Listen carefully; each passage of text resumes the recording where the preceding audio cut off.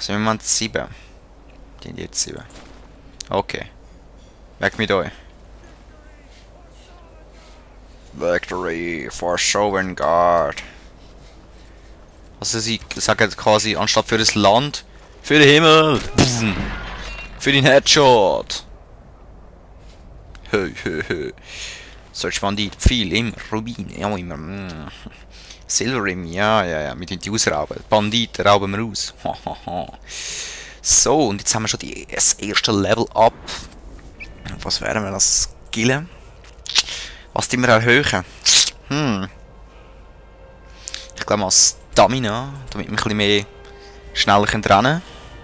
Und da seht ihr all die Bäume, die wir haben. Zum Beispiel das ist Zerstörungsbaum, Wiederherstellungsbaum. Ich habe vergessen zu stellen. Wir sehen, das geht wieder. So, da wären wir wieder. Ja. Es war wieder zu lang gewesen, wahrscheinlich. Ja, wie ist es? Verzauberung hätten wir da noch. So.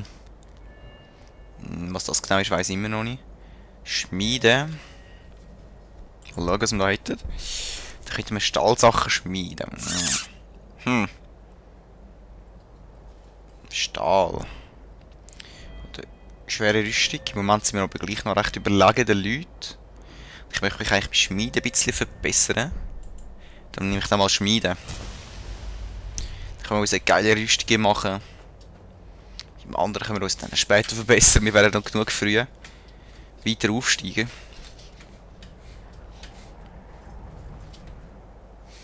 Wir sehen schon episch aus. So.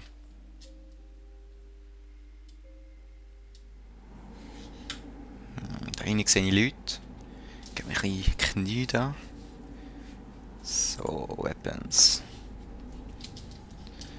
Ja, Bogen da. Ein bisschen für sneaken.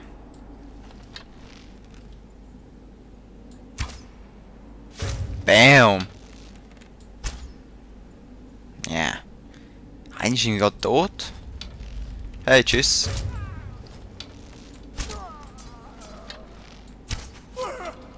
Hey. Drecksack. Dankeschön. Gut, Gold 7. Yeah. Ho, ho, ho. Yeah. Danke.